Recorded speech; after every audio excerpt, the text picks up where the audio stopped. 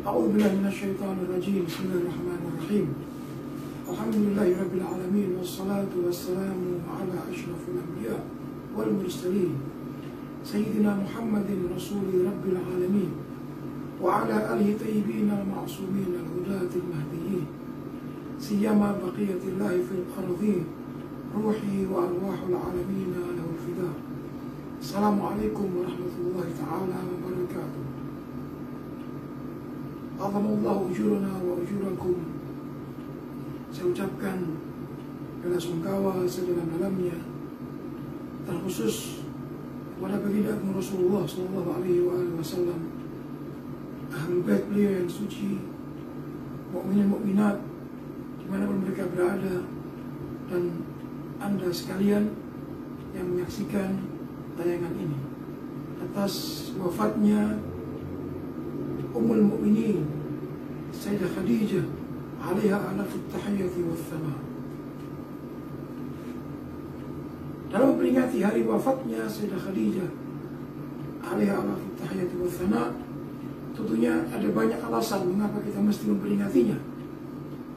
Ada banyak sekali pelajaran yang bisa kita petik dari kehidupan Sayyidah Khadijah, entah sebelum beliau menikah dengan Rasulullah atau setelah beliau menikah dengan Rasulullah SAW. Sosok wanita yang sangat agung, yang sangat dicintai oleh Rasulullah SAW, melebihi istri-istri beliau yang lainnya.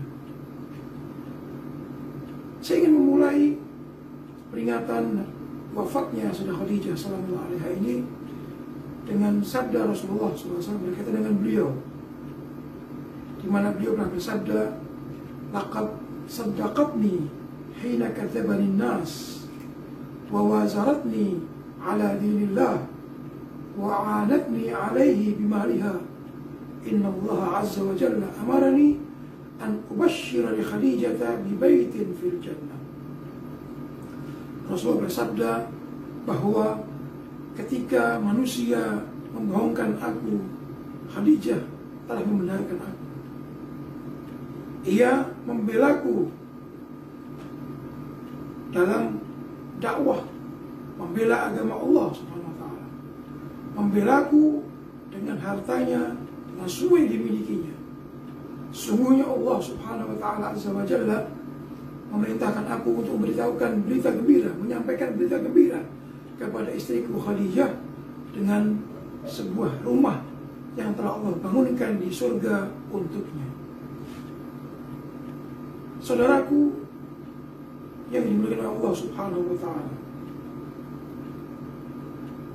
tidak mudah orang menerima kebenaran, khususnya di masa yang sangat-sangat genting, di masa di mana Rasulullah SAW mendapatkan begitu banyak tekanan, olok-olokan, ejekan, hinaan, di mana semua orang kala itu lebih memilih untuk mencari aman, berpihak kepada mayoritas, bersama-sama menghinakan serta melecehkan Rasulullah SAW, padahal mereka tahu persis kedudukan mulia Rasulullah Muhammad SAW.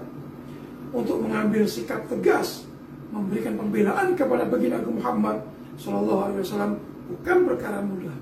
Bukan di awal dakwah beliau saja, bahkan di seluruh rangkaian dakwah beliau diperlukan mentalitas yang begitu kuat, keberanian begitu tinggi, kepekaan, kemerdekaan untuk berani mengambil sikap tegas membela dakwahnya Rasulullah SAW.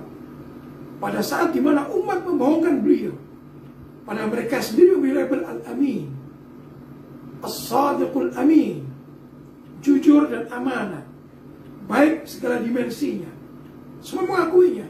Tapi manakala Muhammad SAW itu mendeklarasikan dirinya sebagai utusan Allah Subhanahu wa taala, mulai tampak keaslian mereka, dan satu persatu dan secara berkelompok mereka mulai membohongkan Rasulullah SAW.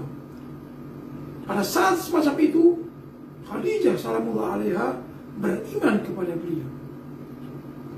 Mungkin sebelum membahas tentang keislaman Sayyidah Khadijah, salah satu daripada keagungan beliau, coba kita tarik ke belakang sedikit, bagaimana pandangan Sayyidah Khadijah salamullah alaiha tentang Rasulullah Muhammad SAW sebelum beliau mendeklarasikan diri sebagai utusan Allah Subhanahu wa Ta'ala.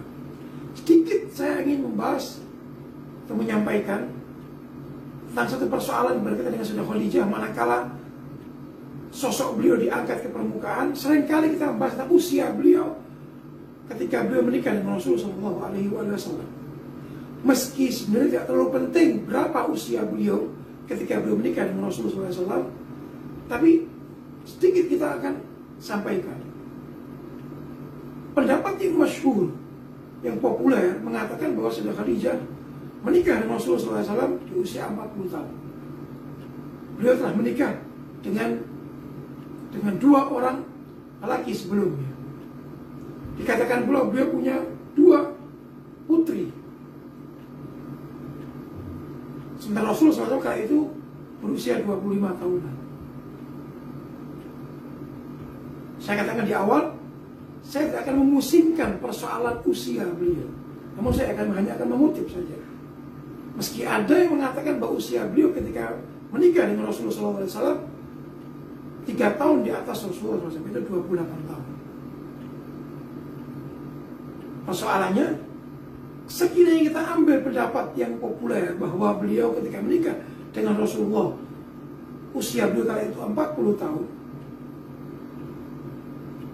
15 tahun sebelum Rasulullah SAW mendeklarasikan diri sebagai Rasul, karena beliau declare di usia 40 tahun, di usia 40 tahun, kurang lebih 15 tahun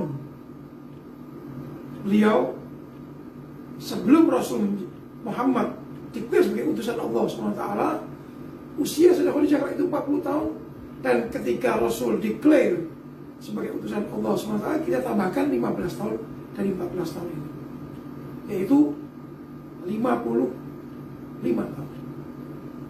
55 tahun. Dan dikatakan bahwa Sayyidah Fatimah sallallahu alaiha lahir 5 tahun berikutnya. Artinya ketika Sayyidah Khadijah sallallahu alaiha melahirkan Sayyidah Fatimah sallallahu alaiha, kala itu usia beliau adalah kurang lebih 60 tahun. Terserah apakah ini Anda akan katakan bahwa Anda akan simpulkan bahwa mungkin saja wanita berusia 60 tahun, apalagi Bani Hashim misal kala itu, ya, atau Arab mungkin usia sampai 60 tahun, sangat mungkin. Kita juga saksikan di permukaan, kita saksikan di banyak tempat, banyak sekali wanita di usia di atas 60 tahun mereka melahirkan. Istri Nabi Ibrahim AS juga di usia renta melahirkan seorang putra. Ala kulli hal, sekiranya kita terima pandangan yang populer tentang usia beliau manakala menikah dengan Rasul itu 40 tahun, itu berarti bahwa ketika beliau melahirkan Sayyidah Fatimah sallallahu alaiha, usia beliau kala itu adalah 60 tahun. Anda sebagai orang yang bijak, silakan menilai sendiri. Ada riwayat yang mengatakan bahwa usia beliau kala itu adalah 28 tahun. Lebih tua dari Rasulullah SAW 3 tahun kurang lebih. Karena Rasul ketika menikah di usia 25 tahun. Ala kulli hal, di awal saya ulang sekali lagi saya katakan, saya tidak akan ambil pusing dan saya tidak akan habiskan waktu saya untuk membahas tentang berapa usia beliau. Namun persoalan yang terpenting dari itu adalah bahwa Sayyidah Khadijah salamullah alaiha, menurut kesepakatan sejarah, bahwa beliau adalah seorang saudagar kaya raya. Dikatakan beliau adalah wanita Quraisy terkaya kala itu. Bahkan ada pula yang mengatakan wanita terkaya se-Jazirah Arabia adalah Sayyidah Khadijah sallallahu alaihi. Banyak sekali saudara-saudara kaya lainnya datang meminang beliau, tapi beliau menolaknya. Beliau menolaknya. Enggan untuk menerimanya. Tidak mudah menerima siapapun untuk bersanding dengan beliau. Sungguh mencengangkan banyak orang kala itu bahwa pilihan Sayyidah Khadijah justru jatuh kepada Rasulullah Muhammad SAW. Kita bertanya, apa alasannya? Apa alasannya? Nanti Anda simpulkan bahwa sekiranya benar bahwa Sayyidah Khadijah pernah menikah sebelum menikah dengan Rasul dengan 2 orang lelaki dan memiliki 2 orang putri, kemudian tidak menikah lagi, meskipun banyak sekali pinangan yang datang dari saudara-saudara kaya Arab, saudara kaya Arab di kala itu. Maka mengapa pilihannya justru jatuh kepada orang yang dikenal secara ekonomi bukan golongan orang yang kaya? Mereka juga seringkali menyebutnya sebagai anak yatim, yang mungkin secara garis sosial, pandangan sosial agak miring kepada anak yatim, apalagi tidak punya kemampuan secara finansial. Tapi mengapa Sayyidah Khadijah salamualaihi alaiha justru menjatuhkan pilihannya kepada sosok yang secara ekonomi pas-pasan dan seorang anak yatim? Pastinya adalah bahwa Sayyidah Khadijah salamualaihi alaiha adalah wanita yang cerdas, wanita yang bijak, wanita yang tahu nilai kesempurnaan seseorang itu di mana letaknya. Manakala kebanyakan wanita Arab kala itu memandang status sosial sebagai segala-galanya, ekonomi sebagai segala-galanya, garis keturunan segala-galanya, maka Sayyidah Khadijah sallallahu alaiha melihat bahwa kesempurnaan sejati bukan pada status sosial seseorang, bukan pada ekonomi seseorang. Khadijah sallallahu alaiha tidak pernah, ini perlu kita luruskan, tidak pernah mempekerjakan Rasul sallallahu alaihi wasallam. Seumur hidupnya Rasul tidak pernah bekerja dengan siapapun. Kalau sekiranya kita pernah mendengar bahwa Rasul membawa dagangan, Sayyidah Khadijah sallallahu alaiha itu beliau menerapkan sistem mudharabah, bagi hasil. Bukan sebagai orang yang tukang pegawai dari seseorang. Bagi hasil. Masing-masing punya hak. Keuntungan dibagi, kerugian satu misal ditanggung bersama. Dan sekiranya dia harus mengembalikan, dia kembalikan modalnya.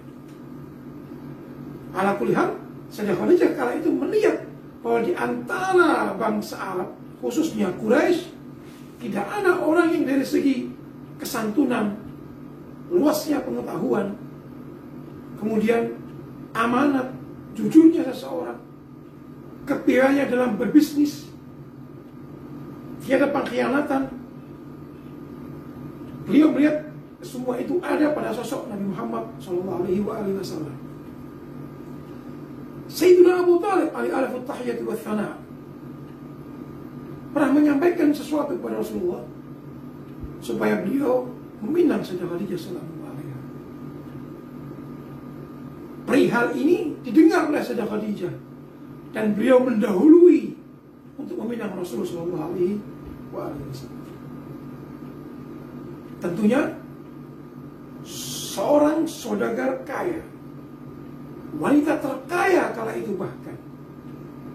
Kalau kita tidak ambil sejarah mengatakan beliau terkaya saja di Arab, kita ambil beliau terkaya di antara wanita Quraisy, itu benar adanya. Mau menikah dengan seorang pria yang miskin dan anak yatim. Tentunya ini perlu keberanian.